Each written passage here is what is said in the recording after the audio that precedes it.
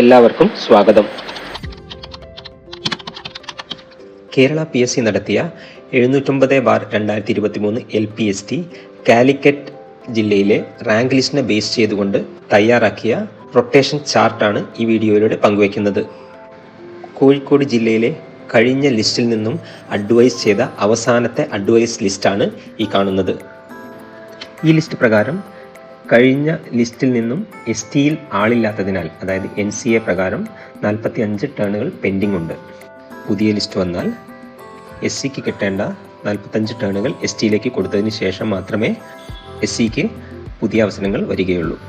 കൂടാതെ ഈ ലിസ്റ്റ് പ്രകാരം കഴിഞ്ഞ ടേൺ 59 OC ആണ് അവസാനമായി പോയിട്ടുള്ളത്. അതായത് പുതിയ ലിസ്റ്റ് 60 ടേൺ മുതലാണ് സ്റ്റാർട്ട് ചെയ്യുക.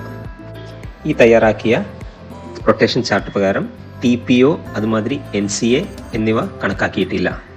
അതുപോലെ തന്നെ ഡിഫറൻ്റ്ലി ഏബിൾഡിന് കിട്ടേണ്ട 4% റിസർവേഷനും ഈ ലിസ്റ്റിൽ റൊട്ടേഷൻ ചാർട്ടിൽ ഉൾപ്പെടുത്തിയിട്ടില്ല. ഇത് പ്രകാരം വരുന്ന ചെറിയ മാറ്റങ്ങൾ ഈ റൊട്ടേഷൻ ചാർട്ടിൽ ഉണ്ടായിരിക്കും. അതുകൊണ്ട് തന്നെ അത് അനുസരിച്ച് നിങ്ങൾ ഈ റൊട്ടേഷൻ ചാർട്ട് ഉപയോഗപ്പെടുത്തുക. ഇനി നമുക്ക് റൊട്ടേഷൻ ചാർട്ടിലേക്ക് നേരിട്ട് വരാം. റൊട്ടേഷൻ ചാർട്ടിൽ ആദ്യത്തെ കോളത്തിൽ കൊടുത്തിരിക്കുന്നതാണ് റൊട്ടേഷൻ ചാർട്ട് പ്രകാരമുള്ള റാങ്ക്. രണ്ടാമത്തേത് ഏത് റൊട്ടേഷൻ പ്രകാരമാണ് ഇത് വന്നിരിക്കുന്നത് എന്നുള്ളതാണ്. ഉദാഹരണത്തിന് ആദ്യത്തെ റൊട്ടേഷൻ 60 ആണ്. 60 നമുക്ക് HN ഹിന്ദു നാടാറാണ് വന്നിരിക്കുന്നത്. അതുകൊണ്ട് തന്നെ ഹിന്ദു നാടാറിൽ മെയിൻ ലിസ്റ്റിൽ ആളില്ലാത്തതിനാൽ ഒന്നാമത്തെ സപ്ലി ലിസ്റ്റിൽ നിന്നുമാണ് അതെടുത്തിരിക്കുന്നത്. മൂന്നാമത്തെ കോളം മെയിൻ ലിസ്റ്റിൽ നിന്നാണോ സപ്ലി ലിസ്റ്റിൽ നിന്നാണോ ടേൺ വന്നിരിക്കുന്നത് എന്നുള്ളതാണ്.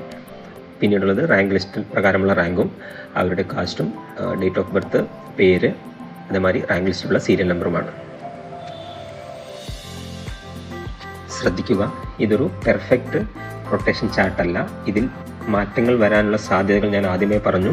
ഒന്ന്, TPO ടേൺസ് വരുമ്പോൾ അതിൽ ചില ആ പ്രത്യേക കമ്മ്യൂണിറ്റിയിലുള്ള ആൾക്കാർക്ക് ചില മാറ്റങ്ങൾ വരും. അതുപോലെ ST NCAകൾ ഉള്ളതിനാൽ ആദ്യത്തെ SCക്ക് കിട്ടിയ എല്ലാ ടേണുകളും STയിലേക്ക് കൊടുത്തതിന് ശേഷം മാത്രമേ SCയുടെ റൊട്ടേഷൻ സ്റ്റാർട്ട് ചെയ്യുകയുള്ളൂ. ഇത്തരം കാര്യങ്ങൾ ഈ ലിസ്റ്റിൽ ഉൾപ്പെടുത്തിയിട്ടില്ല. അതുപോലെ ഈ റൊട്ടേഷൻ ചാർട്ടിൽ മാറ്റം വരാൻ സാധ്യതയുള്ള ഒരു കാര്യം, ഓരോ പ്രാവശ്യവും അഡ്വൈസ് പോകുമ്പോൾ എത്രത്തോളം ഒഴിവുകളുണ്ടോ അതിൽ പകുതിയോ കൂടുതലോ ഓപ്പൺ കാറ്റഗറിയിലേക്ക് വേണമെന്നുള്ളത് ഒരു റൂളാണ്. അപ്പോൾ അതിൽ കൂടുതൽ റിസർവേഷൻ കാറ്റഗറി വന്നാൽ ആ റിസർവേഷൻ കാറ്റഗറിയെ TPO ആക്കി മാറ്റി ഓപ്പൺ കാറ്റഗറിയിൽ നിന്നും അവർക്ക് 50% പൂർത്തിയാക്കുന്നതിന് വേണ്ടിയുള്ള റൊട്ടേഷൻ റെഡിയാക്കും.